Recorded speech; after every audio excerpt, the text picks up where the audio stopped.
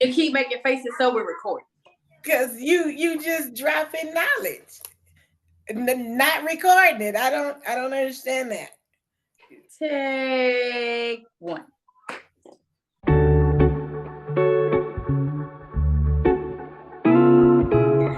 Welcome to Black in Business, where the possibilities are limitless. I'm your host, the Eunice. And I'm Miss G. In the previous episode, we were discussing how not removing the thought process that just because it's hard doesn't mean you're not supposed to go into business. And we left off um, discussing some challenges. So we're moving into today's conversation, overcoming hurdles. And I was hoping that you would start just sharing some of your hurdles that you have overcome in the process of growing your business. Again, you've been in business 5 years or so, almost 6 years, right? So Right. in that 5 to almost 6 years, what is some hurdles that you have overcome? So there are a couple that come to mind. One being that I am married. I don't know if I mentioned that before. Them two kids came from somewhere, so I have a whole husband. I definitely feel like when you have a spouse or significant other, you can get distracted by thinking that your significant other should be just as motivated or just as enthusiastic about being in business as you are. And that's not always the case.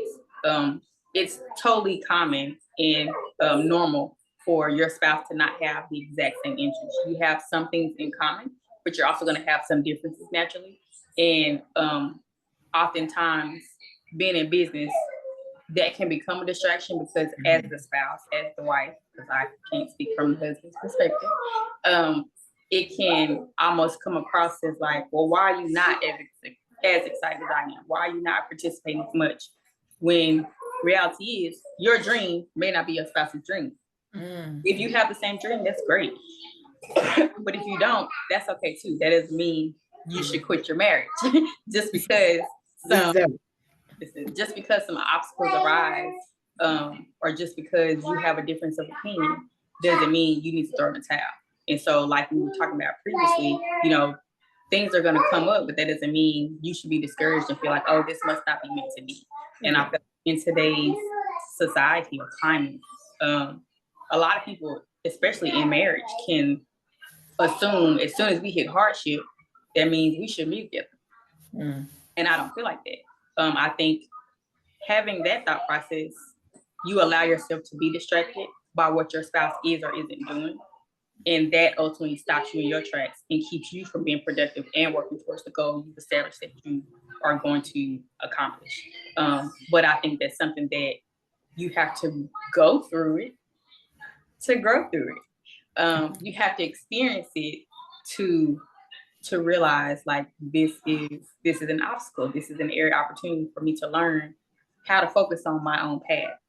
Because at the end of the day, you can't control what you control or what you can do. So being focused on things that you can't control, it might be a waste of time. What's the point in worrying yourself about something that's completely out of your hands when you can focus your energy on things that you can do, ways that you can be productive, ways that you can grow yourself, ways that you can grow your business. Those are all things that are within your reach. But I feel like from a spouse's perspective, being okay with your spouse not being on the exact same page with you at all times pertaining to everything in life is okay. So don't let that get in the way. Don't let that stop you from working towards your dream, working towards your goal. Because if you allow that to distract you, ultimately you won't accomplish what you were looking to accomplish because you'll be so wrapped up in what's going on. You'll be so wrapped up in, well, why you not? And I think you should. And at the end of the day, your journey is your journey, your spouse's journey is their journey.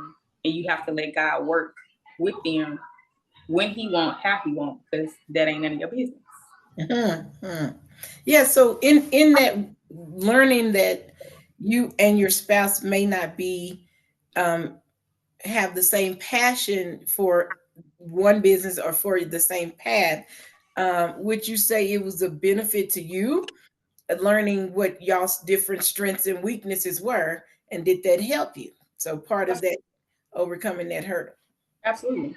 Mhm. The victory in that was not only seeing more so of what I was capable of, but also being able to thrive in the area that I was strong in. Mhm. When you focus your energy on what you're good at and what you can do, and you see all the things that you can accomplish, it makes you look back and think, why didn't I do this before? Because you were distracted by trying to tell them what they need to do. So I feel like, excuse me, being on the other side of that, that was a whole victory. Yeah. And then just being able to see that, okay, this is my strong suit, but also being able to see that even though I had an idea of what I thought he should be doing, there was an area that I completely missed that was his strong suit in an area that he thrives in.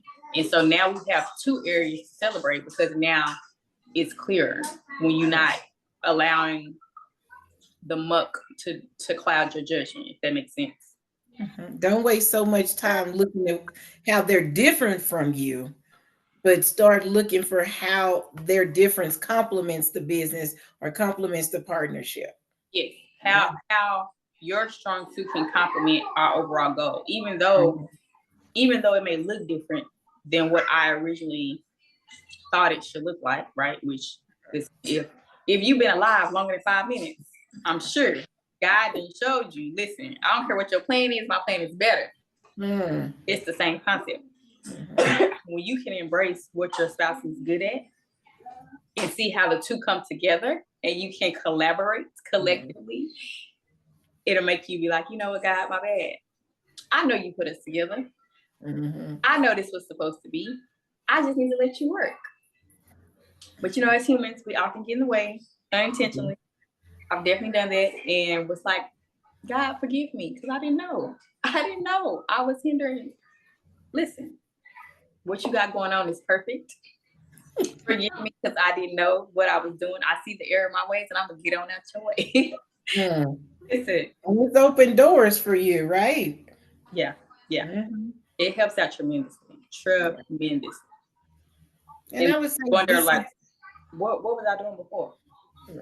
this is not just for spouses. This is good information for you with any business partner. Instead of trying to make them, you and them work the exact same way, learning each other's strengths, learning each other's weaknesses, what complements the team definitely is a success. Absolutely. The reason I speak from the position of wife is because I did take vows with him. Like I can't just pack up and leave him like I can a regular business partner. I'm not saying you Let's should leave not him. do that.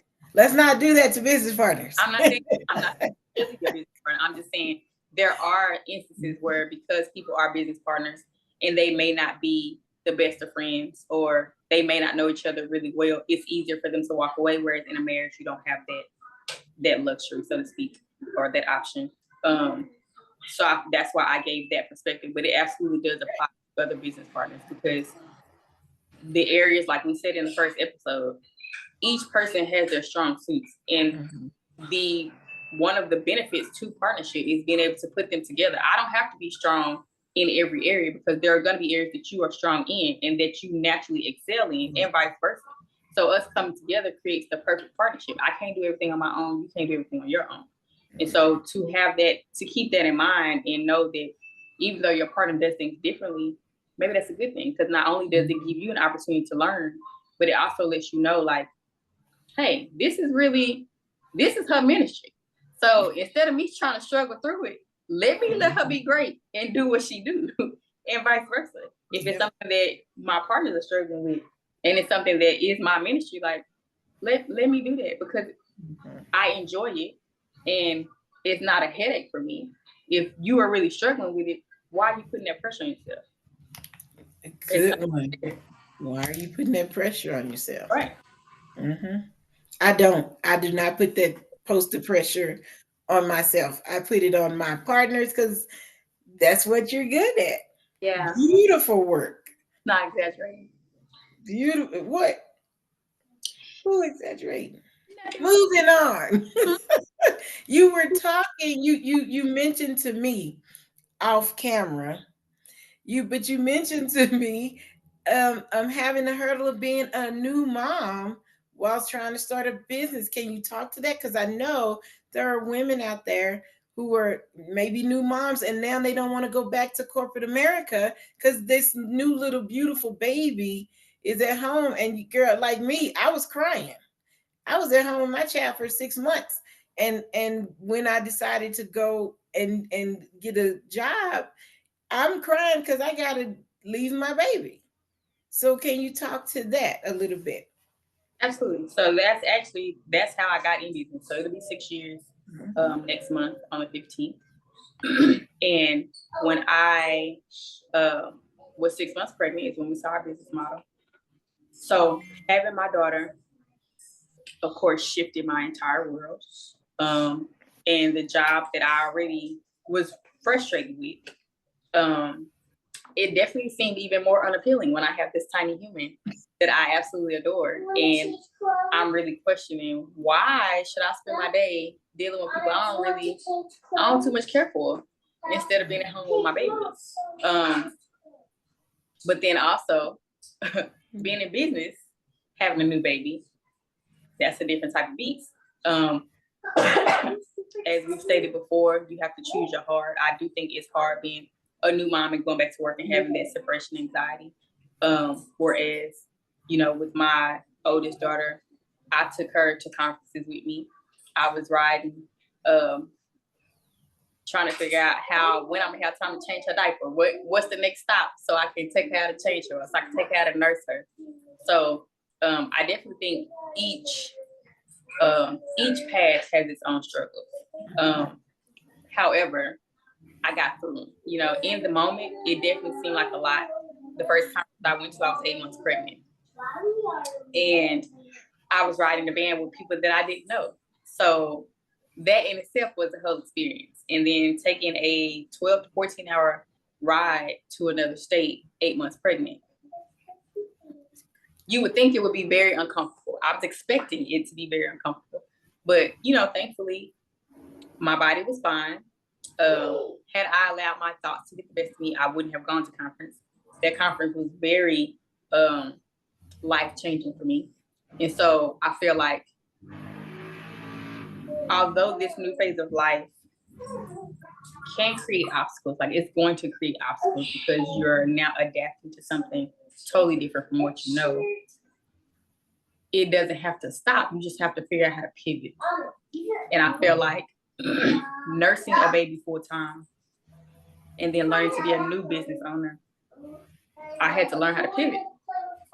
Things that looked one way before I had children look totally different after having children. Having to find a babysitter while I'm at conference, or if I had a meeting, having to stockpile breast milk for whenever I did need somebody to watch her, having to pump but also still feed my baby. There were so many things that came up. Not getting sleep because I have a new baby, and then also needing to do things for my business. Being sleep deprived, but still not neglecting my business. Like, if I wanted to give myself an out, there are plenty of people that would have been like, "You're a new mom, I totally understand." Plenty of people that would have understood. However, me allowing that to stop me was not going to help me progress for this precious baby that I just birthed, which was the whole reason that I even stepped away from corporate to begin with, because I want to be active in her life. So now that I'm choosing a different path, it doesn't mean that I have to drop that path because I have a baby, because I'm choosing this path for this baby. So learning how to pivot and learning how to make the two work together is very, I feel, crucial. Because had I just sat still, she wouldn't have the example she has today. Yeah. My daughter has seen me go to conferences. She knows about me going to conferences. She knows about me going to meetings. She's seen me have Zoom meetings. And at 5, she's like, "I want to do what Mama do." I want to go to a conference. I want to stay at a hotel. I want to be a business owner. And although she doesn't really realize what she's saying, I see that that's already planting the seed of her not wanting to work for someone. And I absolutely love that. And that's something that I could not have put in her had I stayed at the job. So I feel like learning to pivot, even in the moment, it may feel like it's hard, but being able to see the fruit of that, being able to see my 5-year-old speak about entrepreneurship, and she don't even know really how to say entrepreneurship for real. Like, that's yeah. And that's, I would say, a success of continuing past the hurdle, continuing past the obstacle. That's a success that you can see. Now, of course, we want to always give our disclaimers. Everybody doesn't have this mindset. right. We're not knocking anybody that doesn't have the mindset of business ownership. I am currently still working a teacher position as I move into full business ownership. But that's such a wonderful reward to see that you are giving your daughter a different mindset other than just the norm of what we saw. Like, now I will say in some cases, schools, because when my little nieces, they're cousins but they're young enough to be nieces, when my cousin nieces were going through Black school, thing. what did you say? That's a Black thing. Black in business. But my nieces, she had the choice of what school she wanted to go to based on what she wanted to become. Now that was more than what we got, but it was still a similar system of continuing. Really, during the Zoom. Anywho, so yeah, so they did get the opportunity to choose something, but it was still pretty cookie cutter in light of it being a society, or in light of it being continuing the same conditioning, just a little bit different. You're giving her another view, and you're giving her another language. And I think that's a unique and special gift. So just give us one or two things. What were ways that you overcame the obstacle of being sleep deprived, or how did you manage to make your business still a priority when you were sleep deprived or pumping, or the baby was being a baby. The baby was babying. What is some little things that you did?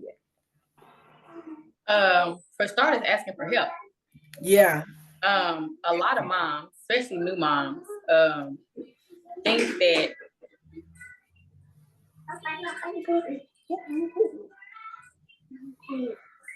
thinking that as a new mom, it's your job to do everything. I'm not sure who put that perspective in women's head.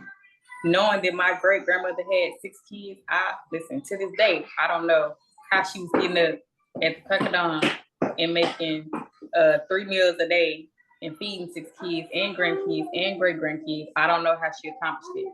However, the way my household is set up, sir, I'm gonna need you to assist. You help me make these kids. I'm gonna need you to come change a diaper. Go get somebody bad. I'm gonna need some assistance. And so thankfully I had a great support system. Like my husband, of course, he wanted kids, so he was right there ready to what you need. Do you need a nap? To change diapers, let me take a nap. I had friends that would come up and be like, hey, I'm a cook. You don't have to do nothing. I had one friend when I had my oldest daughter. She came over and I think I slept for 6 hours. Didn't know that I slept that long until I woke up and my boobs was hard because I need to feed my baby. And she was like, yeah, you was out because you was tired. But she had milk in the freezer. So she, of course, figured out she also was a mom. Her son is now grown, but she remembered the fundamentals. So between her and my daughter, they figured it out. And so I appreciate having that support because I needed it. And so whenever I did have moments to rest or take a nap, then I could figure out, well, what is the business need? What are things that are feasible, actually, that I can actually take to where um, I'm not having to exhaust too much energy and effort, because I do still have this newborn, but I can still be productive in my business. And then even learning that I could incorporate this new phase of my life into my business. I feel like that's a huge victory in being a business owner, is being able to decide how and what you want to incorporate. And so there are other moms that had been in my shoes, that had a newborn, that were figuring things out, and I could relate to them. And then that gave me an opportunity to not only build that bond, but to also now enlighten them on my business and earn, new customers or earn new prospects for business, just because they saw, okay, she still is living her life, but she's still building her business at the same time. And so people seeing that will encourage them and make them feel like, I've already had a newborn and I remember how that struggle was, but because I see you doing both, this makes me feel like, oh, I probably can do both too. Or I can do more than what I felt like I could do if I just learn how to ask more people for help, if I learn how to lean on my support system. So I felt like that was very vital. And then being able to kind of pick out moments throughout the day where I could check emails. Maybe I'm nursing her and she's gonna feed for 15 minutes and then she's gonna be asleep. Or while she's eating, I can check emails and respond to emails, or I can reach out to people and prospect. Or maybe she's taking a nap and plenty of people say, well, you sleep when the baby sleep. Now, you do need sleep. However, you can do both. Newborns sleep majority of the day. So it's one of those naps. One of those naps. So during some point in time when they sleep, you can go do something productive. Yeah. Now, I'm not at all saying that you need to pop out a baby today and tomorrow you need to be washing dishes and sending emails. That's not what I'm saying. You do have to develop your own groove and get into the swing of things and do what makes sense for you. But when you do get to a point to where even before you can actually move around, there are things you can do from your bed that's still productive, to where you don't have to worry about, am I going to pop a stitch? Or am I moving around too much to where I'm going to hemorrhage? Don't put yourself at risk. Definitely don't put your health at risk to try to go above and beyond and be that superwoman, because you are human and your body has pushed out a whole human being, has housed a whole human being. So you need to recover. And I think I actually was talking to my husband the other day about how a lot of people don't realize, when you have a child and you birth not only the child, but the placenta after the fact, that's like an organ that your body is now getting rid of. And your body has to figure out how to recover from this organ no longer being there. So don't be hard on yourself and feel like, well, I just popped out this baby and 2 weeks later, I'm supposed to be back into my normal routine. No, it's not feasible. And that is okay. You can develop a new routine. Yeah. So being able to do things in certain time slots, or figuring out what makes the most sense to respond to emails, what makes the most sense to reach out to people, or put together, maybe, depending on the business, if you're putting together baskets or anything pertaining to products, definitely wait until you can move around freely to do stuff that's more labor intensive, so to speak. But things that can be done electronically, you can do that while the baby's eating. You can do that while the baby's sleeping. And you can still get your rest in. Yeah. And I think with all of that, what you're saying, a support system is so important. If you are a new parent, and you do have that desire that you want to be walking into your own business ownership, having a support system, having a partnership would be a very good resource. I just want to put that out there. And now there may be some young women who are new mothers, or young couples who are new parents, and they want to step out in this new venture of business ownership. I would suggest can they reach out, or can I ask? Can they reach out to you in comments? Would you be open to answering questions in the comments? Absolutely. I am open to all comments that are respectful. Yes, of course. I'm open to all comments, all questions, anywhere that I can help and I can serve, I am willing. I feel like I've always felt like God put us on earth for other people. Yeah. We're not on earth for ourselves. But I feel like with me having a background of growing up around legit elderly people, like my first conversations were with senior citizens. I feel like it is a part of my, what's the word? It's a part of my foundation for me to share the things that I've learned, the lessons that I've learned, because it's meant to help somebody else get through the same thing, but quicker than I did. So right. Anybody that's willing or that would like, you know, the insight, I am more than happy to share. I am not clearly an expert. I can, again, only share my opinion, but I always experience, because it is your experience. It's my experience, but I'm saying I can only share my opinion about how I would handle something. So, yeah, people leave comments, have questions in the comments. I'm here for answering all the questions that I can. My co-host is not here for the comments, so don't expect for her to respond to any of them. So, yeah, anybody we have our own gifts. Know that you're gonna be responding to me. She already said that ain't her ministry. So, but I do edit. Yes.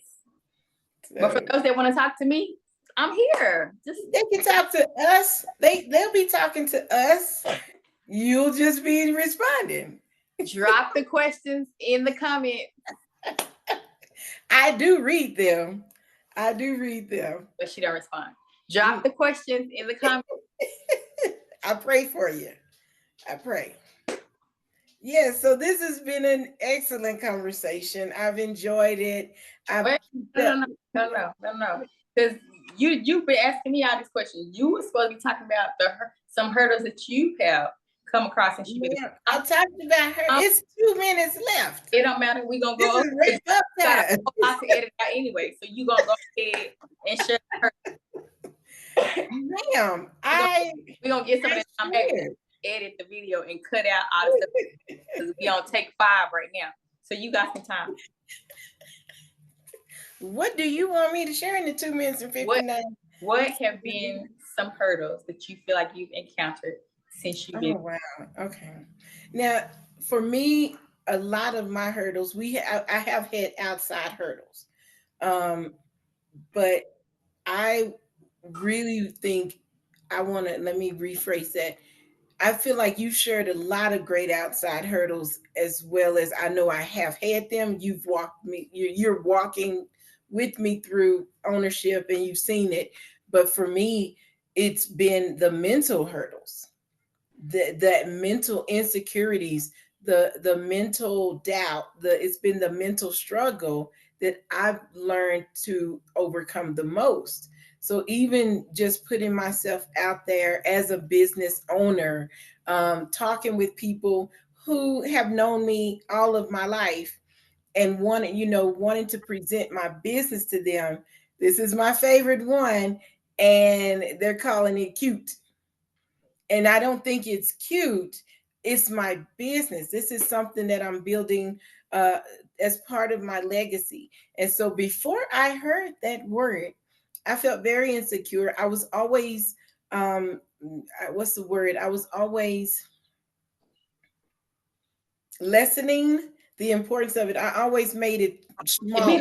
Diminished. Yeah, I diminished the importance of the impact. I'm like, I'm starting this little business. I have a little something going on, because that's the way I viewed it in a sense.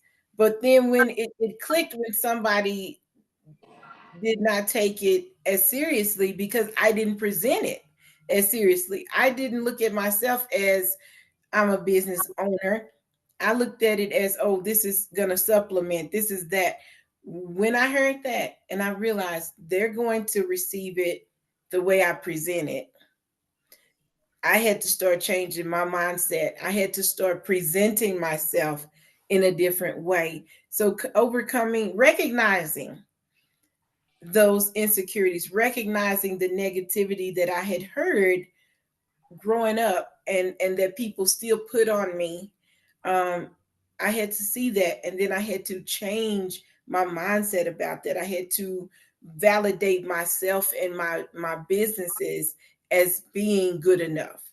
And I don't mean good enough like, oh, it's, I mean, I am good enough. I am enough. I can have a business. I am a business owner. It's not that I'm making it. I have the business. I've signed my name. The taxes are gonna come. Right. Right. With my name on it. Right. And then to begin to open up the avenues of, I don't have to stay in this bubble of people that know me who only see me one way. That began to change a lot of how I approached my own business. And it's already generated so much more respect. First of all, it was self respect, and then it generated more respect from customers. It helped me to speak a different way, have a different language of how I presented the business, and it's put me in a different position as a business owner. And now I do, like, I have people that are contacting me instead of me trying to contact everyone. I have people who are messaging me asking me for my help in one or more of my businesses. So my hurdle was my own mentality. And the second process was, this woman has walked with me. She has gone above and beyond. She has given me suggestions. She has sent me customers. So I had to, even in that moment, process out of that old mindset of dog eat dog, or we're in competition. We're not in competition. We are partners. And when I tell you she is an amazing partner, don't try to take her from me. When I tell you she is an amazing partner, you need a partner like Miss G, because she rose. You don't need her. You just need one like her. Like, She's like, let's make it plain. You need to find your own version of me. Yeah, pray for it. I prayed. I cannot emphasize that enough. I prayed for what I needed, and God sent me a Miss G. And so you can't make somebody your right fit. Pray for that right fit. Pray for what God already has and who God already has. Now it might be Miss G. And if it is, more power to you. You are going to be in a blessed position.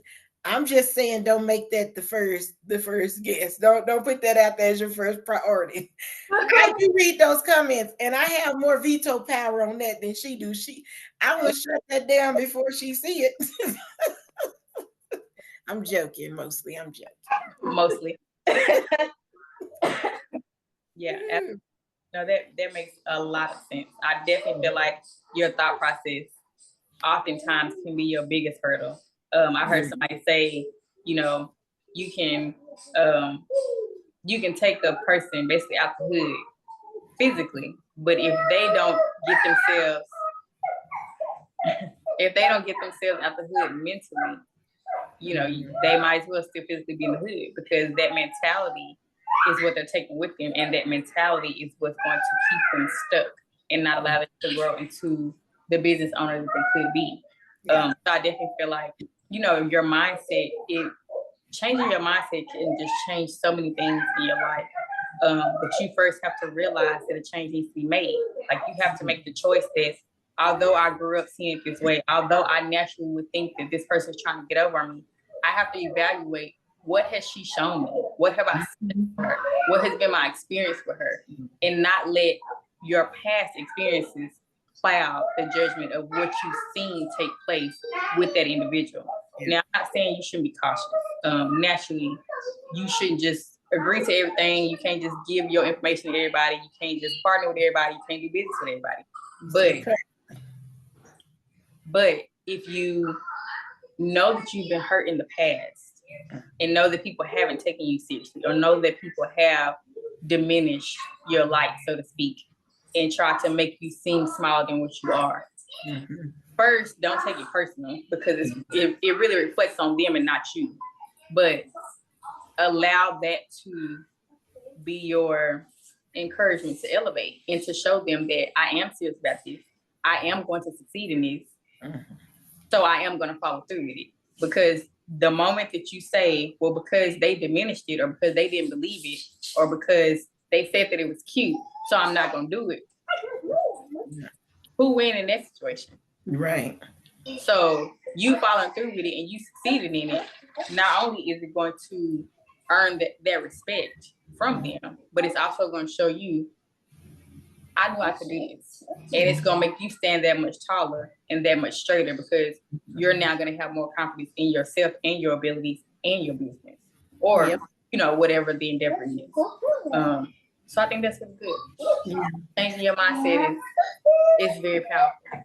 Mhm. It is, because it has definitely helped me. And when you start to notice that, you can use that as, again, that way to grow. Don't get stuck there. Change when you hit that wall, recognize it for what it is, and then go and look for and try to figure out what is the better option. Right. What's the better option? This is a good place to stop for today. I agree. I enjoyed the conversation. I hope you guys join the conversation in the comments. Share your experiences with us. Share your questions with us, and we will just continue to hopefully be able to enlighten you and just help you change your mindset, help you overcome some hurdles and obstacles, and continue the journey with us. So, how would you like to close this out? Per usual, if you have enjoyed our conversation today and feel like it has given you some type of insight or you found it valuable, please like, comment, share, and subscribe. And we will be back next Monday to give you more experiences and drop more jewels and gems. And pray that it gets to the person that needs it because we are changing lives of 2025. So we'll see y'all next week. Yeah. And see.